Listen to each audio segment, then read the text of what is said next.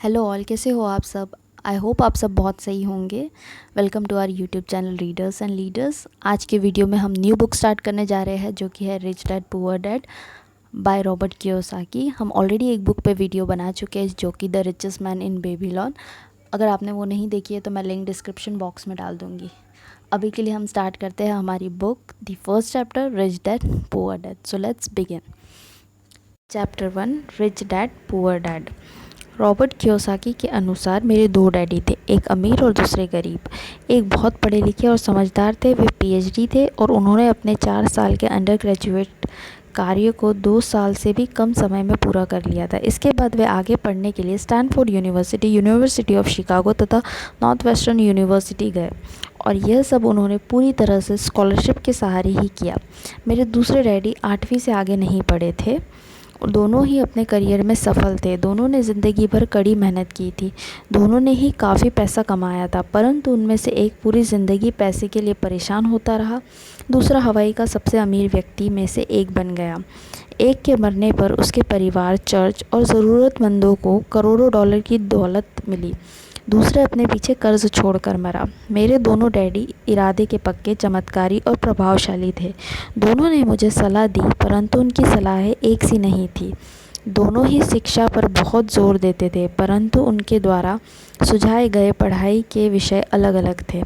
अगर मेरे पास केवल एक ही डैडी होते तो मैं या तो उनकी सलाह मान लेता या फिर उसे ठुकरा देता। क्योंकि सलाह दोनों देने वाले दो थे, इसलिए मेरे पास दो डिफरेंट विचार होते थे, एक अमीर आदमी का और दूसरा गरीब आदमी का। किसी भी एक विचार को सीधे सीधे मान लेना या ना मानने के बजाय मैं उनकी सलाहों पर काफ़ी सोचा करता था, उनकी तुलना करता था और फिर खुद के लिए फ़ैसला किया करता था। समस्या यह थी कि अमीर डैडी अभी अमीर नहीं थे और गरीब डैडी अभी गरीब नहीं थे। दोनों ही अपने करियर शुरू कर रहे थे और दोनों की दौलत तथा परिवार के लिए मेहनत कर रहे थे, परंतु पैसे के बारे में दोनों के विचार और नज़रिए एकदम अलग थे। उदाहरण के तौर पर एक डैडी कहते थे पैसे का मोह ही सभी बुराइयों की जड़ होता है, जबकि दूसरे डैडी कहा करते थे पैसे की कमी ही सभी बुराइयों की जड़ है। जब मैं छोटा था तो मुझे दोनों डैडियों की अलग अलग सलाहों से दिक्कत होती थी। एक अच्छा बच्चा होने के नाते मैं दोनों की बातें सुनना चाहता था। परेशानी यह थी कि दोनों एक सी बातें नहीं कहते थे। उनके विचारों में ज़मीन आसमान का फ़र्क था, खासकर पैसे के मामले में। मैं काफ़ी लंबे समय तक यह सोचा करता था कि उनमें से किसने क्या कहा, क्यों कहा और उसका परिणाम क्या होगा। मेरा बहुत सा समय सोच विचार में ही गुजर जाता था। मैं खुद से बार बार इस तरह के सवाल पूछा करता, उन्होंने ऐसा क्यों कहा, और फिर दूसरे डैडी की कही हुई बातें के बारे में भी इसी तरह के सवाल पूछता। काश मैं ये बोल सकता, हाँ वे बिल्कुल सही है, मैं उनकी बातों से पूरी तरह सहमत हूँ, या यह कह कर मैं सीधे उनकी बात को ठुकरा सकता। बुड्ढे को यह नहीं पता कि वह क्या कह रहा है। क्योंकि दोनों ही मुझे प्यारे थे, इसलिए मुझे खुद के लिए सोचने पर मजबूर होना पड़ा। इस तरह सोचना मेरी आदत बन गई, जो आगे चलकर मेरे लिए बहुत फ़ायदेमंद साबित हुई। अगर मैं एक तरह से ही सोच पाता तो यह मेरे लिए इतना फ़ायदेमंद नहीं होता। धन दौलत का विषय स्कूलों में नहीं बल्कि घर पर पढ़ाया जाता है। शायद इसीलिए अमीर लोग और ज़्यादा अमीर होते जाते हैं, जबकि गरीब और ज़्यादा गरीब होते जाते हैं और मध्यवर्गीय कर्ज़ में डूबा होता है। हम में से ज़्यादातर लोग पैसे के बारे में अपने माता पिता से सीखते हैं। कोई गरीब पिता अपने बच्चों को पैसे के बारे में क्या सिखा सकता है? वह सिर्फ इतना ही सिखा सकता है, स्कूल जाओ और मेहनत से पढ़ो। हो सकता है वह बच्चा अच्छे नंबर से कॉलेज की पढ़ाई पूरी कर ले, फिर भी पैसे के मामले में उसकी मानसिकता और उसका सोचने का ढंग एक गरीब आदमी जैसा ही बना रहेगा। यह सब उसने तब सीखा था जब वह छोटा बच्चा था। धन का विषय स्कूलों में नहीं पढ़ाया जाता। स्कूलों में शैक्षणिक और व्यावसायिक निपुणता पर जोर दिया जाता है, ना कि धन संबंधी निपुणता पर। इससे यह साफ हो जाता है कि जिन स्मार्ट बैंकर्स, डॉक्टर्स और अकाउंटेंट्स के स्कूल में अच्छे नंबर आते थे, वे ज़िंदगी भर पैसे के लिए संघर्ष क्यों करते हैं। हमारे देश पर जो भारी कर्ज लदा हुआ है वह काफ़ी हद तक उन उच्च शिक्षिता राजनेताओं और सरकारी अधिकारियों के कारण है जो आर्थिक नीतियों बनाते हैं, और मज़े की बात यह है कि वो धन के बारे में बहुत कम जानते हैं। मैं अक्सर नई सदी में आने वाली समस्याओं के बारे में सोचता हूँ। तब क्या होगा जब हमारे पास ऐसे करोड़ों लोग होंगे जिन्हें फाइनेंशियल और मेडिकल मदद की ज़रूरत होगी, धन संबंधी मदद के लिए या तो वो अपने परिवार पर या फिर सरकार पर निर्भर होंगे। क्या होगा जब मेडिकेयर और सोशल सिक्योरिटी के पास का पैसा ख़त्म हो जाएगा? किस तरह कोई देश तरक्की कर पाएगा? अगर पैसे के बारे में पढ़ाई की जिम्मेदारी माता पिता के ऊपर छोड़ दी जाएगी, जिनमें से ज़्यादातर गरीब है या गरीब होंगे। क्योंकि मेरे पास 2 प्रभावशाली डैडी थे, इसीलिए मैंने दोनों से ही सीखा। मुझे दोनों की सलाह पर सोचना पड़ता था। इस तरह से सोचते सोचते मैंने ये भी जान लिया कि किसी व्यक्ति के विचार उसकी ज़िंदगी पर कितना ज़बरदस्त असर डाल सकते हैं। उदाहरण के तौर पर एक डैडी को यह कहने की आदत थी, मैं इसे नहीं खरीद सकता। दूसरे डैडी इन शब्द के इस्तेमाल से चिढ़ते थे। वह ज़ोर देकर कहा करते थे, मुझे इसके बजाय यह कहना चाहिए, मैं इसे कैसे खरीद सकता हूँ। पहला वाक्य नेगेटिव है और दूसरा क्वेश्चन। एक में बात ख़त्म हो जाती है और दूसरे में आप सोचने के लिए मजबूर हो जाते हैं। मेरे जल्द ही अमीर बनने वाले डैडी ने मुझे समझाया कि जब हम कहते हैं मैं इसे नहीं खरीद सकता, तो हमारा दिमाग काम करना बंद कर देता है। इसके बजाय जब हम यह सवाल पूछते हैं मैं इसे कैसे खरीद सकता हूँ, तो हमारा दिमाग काम करने लगता है। उनका यह मतलब नहीं था कि जिस चीज़ पर दिल आ जाए उसे खरीद ही ले। वह लगभग दीवानगी की हद तक अपने दिमाग को कसरत करवाना चाहते थे, क्योंकि उनके ख़याल से दिमाग दुनिया का सबसे ताकतवर कंप्यूटर है। मेरा दिमाग हर रोज़ तेज़ होता जाता है क्योंकि मैं इसकी कसरत करता रहता हूँ। ये जितना तेज़ होता जाता है, मैं इसकी मदद से उतना ही ज़्यादा पैसा कमा सकता हूँ। उनका मानना था कि मैं इसे नहीं खरीद सकता कहना दिमागी आलस्य की पहचान है। हालांकि दोनों ही डैडी अपने काम में कड़ी मेहनत करते थे, परंतु मैंने देखा कि पैसे के मामले में एक डैडी की आदत यह थी कि वे अपने दिमाग को सुला देते थे और दूसरे डैडी अपने दिमाग को लगातार कसरत करवाते थे। इसका दीर्घकालीन नतीजा ये निकला कि एक डैडी आर्थिक रूप से बहुत अमीर होते चले गए, जबकि दूसरे डैडी लगातार कमज़ोर होते गए। इसे इस तरह से समझे कि एक व्यक्ति हर रोज़ कसरत करने के लिए जिम जाता है, जबकि दूसरा व्यक्ति अपने सोफ़े पर बैठकर टीवी देखा करता है। शरीर की सही कसरत से आप ज़्यादा तंदुरुस्त हो सकते हैं और दिमाग की सही कसरत से आप ज़्यादा अमीर हो सकते हैं। आलस से स्वास्थ्य और धन दोनों का नुकसान होता है। मेरे दोनों डैडियों का विचारधारा में ज़मीन आसमान का फासला था। एक डैडी का सोच था कि अमीरों को ज़्यादा टैक्स देना चाहिए ताकि बेचारे गरीब को ज़्यादा फ़ायदा मिल सके, जबकि दूसरे डैडी कहते थे टैक्स उन लोगों को सज़ा देता है जो उत्पादन करते हैं और उन लोगों को इनाम देता है जो उत्पादन नहीं करते। एक डैडी सिखाते थे मेहनत से तो पढ़ो ताकि तुम्हें किसी अच्छी कंपनी में नौकरी मिल जाए, जबकि दूसरे डैडी की सीख यह थी मेहनत से पढ़ो ताकि तुम्हें किसी अच्छी कंपनी को ख़रीदने का मौका मिल जाए। एक डैडी कहते थे मैं इसलिए अमीर नहीं हूँ क्योंकि मुझे बाल बच्चों को पालना पड़ता है। दूसरे डैडी कहते थे मुझे इसलिए अमीर बनना है क्योंकि मुझे बाल बच्चों को पालना है।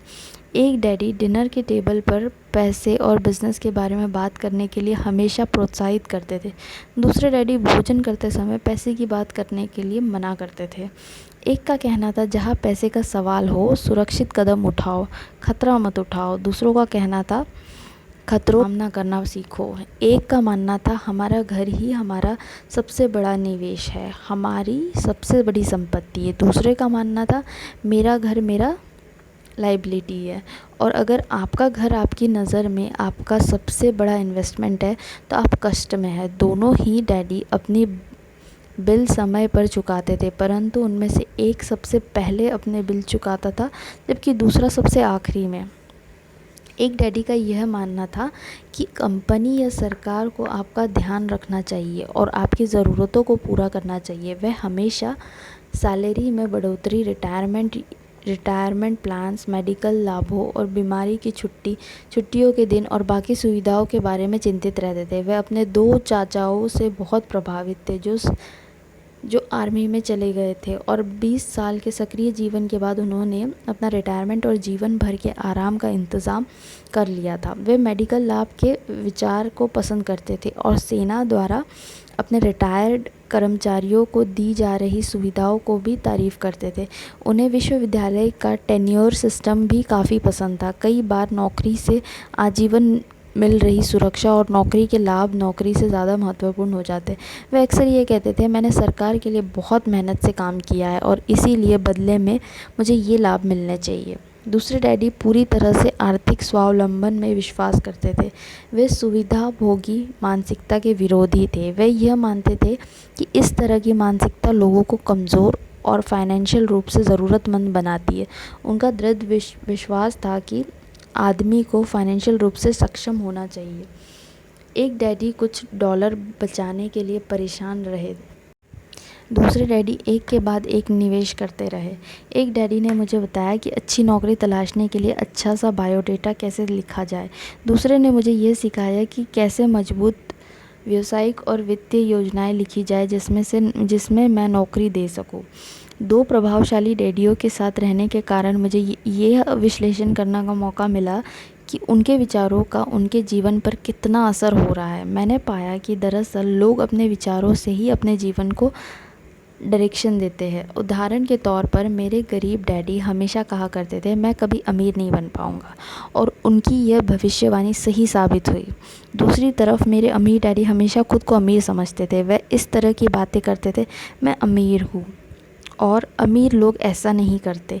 एक बड़े आर्थिक झटके के बाद जब वे दिवालियापन की कगार पर थे तब भी वे खुद को अमीर आदमी ही कहते थे। वे अपने समर्थन में यह कहते थे, गरीब होने और पैसे ना होने में फ़र्क होता है। पैसा पास में ना होना अस्थायी होता है जबकि गरीबी स्थायी है। मेरे गरीब डैडी यह भी कहते थे, मेरे पास में कोई रुचि नहीं है या पैसा महत्वपूर्ण नहीं है। मेरे अमीर डैडी हमेशा कहते थे, पैसे में बहुत ताकत है। हो सकता है हमारे विचारों की ताकत को कभी भी मापा ना जा सके या फिर उन्हें पूरी तरह से समझा ना जा सके। फिर भी बचपन ही में मैं यह समझ गया था कि हमें अपने विचारों पर ध्यान देना चाहिए और अपनी अभिव्यक्ति पर भी। मैंने देखा कि मेरे गरीब डैडी इसलिए गरीब नहीं थे क्योंकि वे कम कमाते थे, बल्कि इसलिए गरीब थे क्योंकि उनके विचार और काम गरीबों की तरह थे। दो डैडी होने के कारण बचपन से ही मुझे इस बारे में बहुत सावधान हो चला था कि मैं किस तरह की विचारधारा अपनाऊं। मैं किसी की बात मानूं, अपने अमीर डैडी के या अपने गरीब डैडी की। हालांकि दोनों ही शिक्षा और ज्ञान को महत्वपूर्ण मानते थे, परंतु क्या सीखा जाए इस बारे में दोनों की राय अलग अलग थी। एक चाहते थे कि मैं पढ़ाई में कड़ी मेहनत करूं, डिग्री लूं और पैसे कमाने के लिए अच्छी सी नौकरी ढूंढ लूं। वे चाहते थे कि मैं एक पेशेवर अधिकारी, वकील या अकाउंटेंट बन जाऊं या MBA कर लूं। दूसरे डैडी मुझे प्रोत्साहित करते थे कि मैं अमीर बनने का रहस्य सीख लूं, यह समझ लूं कि पैसा किस तरह काम करता है और यह जान लूं कि इससे अपने लिए कैसे काम करवाया जाए। मैं पैसे के लिए काम नहीं करता। इन शब्दों को वे बार बार दोहराया करते थे, पैसा मेरे लिए काम करता है। 9 वर्ष की उम्र में मैंने यह फैसला किया कि पैसे के बारे में मैं अपने अमीर डैडी की बात सुनूंगा और उनसे सीखूंगा। यह फैसला करने का मतलब था अपने गरीब डैडी की बातों पर ध्यान ना देना। हालांकि उनके पास कॉलेज की बहुत सी डिग्रियाँ थी जो मेरे अमीर डैडी के पास नहीं थी। रॉबर्ट फ्रॉस्ट मेरे पसंदीदा कवि है। हालांकि मुझे उनकी बहुत सी कविताएं पसंद है, परंतु द रोड नॉट टेकन मुझे सबसे ज़्यादा पसंद है। मैं इसकी शिक्षा का इस्तेमाल रोज़ करता हूँ। The road not taken. वह पैसे के बारे में अपने पढ़े लिखे डैडी की सलाह और नज़रिए को सुनने का मेरा फ़ैसला दुखद था, परंतु यह एक ऐसा फ़ैसला था जिसने मेरी ज़िंदगी की दिशा तय कर दी। एक बार मैंने ये फ़ैसला कर लिया कि मुझे किसकी बात सुनना है, तो उसके बाद मेरी धन संबंधी शिक्षा शुरू हो गई। मेरे डैडी ने मुझे 30 साल से भी ज़्यादा समय तक सिखाया, जब तक कि मेरी उम्र 39 साल नहीं हो गई, और इसके बाद उन्होंने सिखाना बंद कर दिया। उन्होंने ये देख लिया था कि वह समझ चुका हूँ, जो वो मेरी मोटी बुद्धि में भरने की कोशिश कर रहे थे। पैसा एक तरह की ताकत है, परंतु इससे भी बड़ी ताकत है वित्तीय शिक्षा।